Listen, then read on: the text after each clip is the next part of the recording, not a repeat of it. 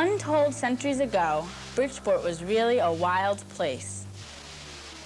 The original settlers of the area, now called Bridgeport, were the Pequannock Indians. Europeans were attracted to the same natural resources that sustained the Native Americans.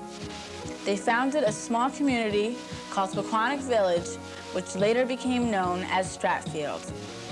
In 1755, General George Washington stopped in at a tavern on North Avenue. Yes, sir. I served General Washington a few glasses of brandy that night. He was a real gentleman. In 1836, Bridgeport finally became an incorporated town, using the name we use today.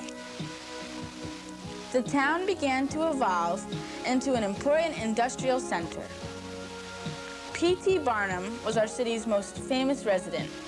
He was an artful entrepreneur involved in real estate and other business ventures, but he is most well known as a promoter, especially for his American Museum, singer Jenny Lind, and of course, the circus.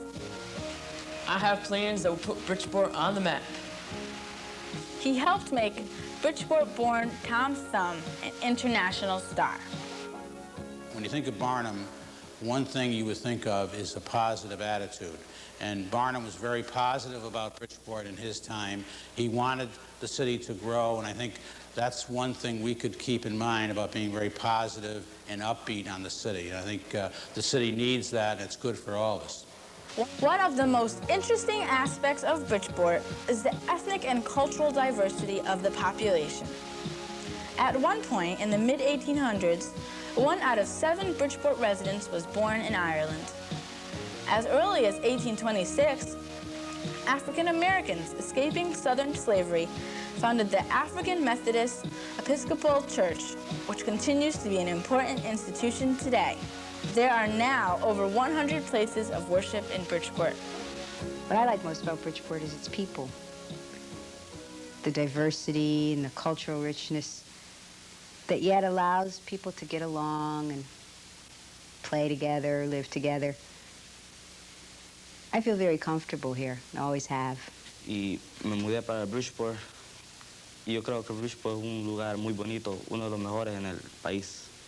Italians, Eastern Europeans, Puerto Ricans, Cubans, Portuguese, Cape Verdean, and Southeast Asian are among the groups who have come to Bridgeport.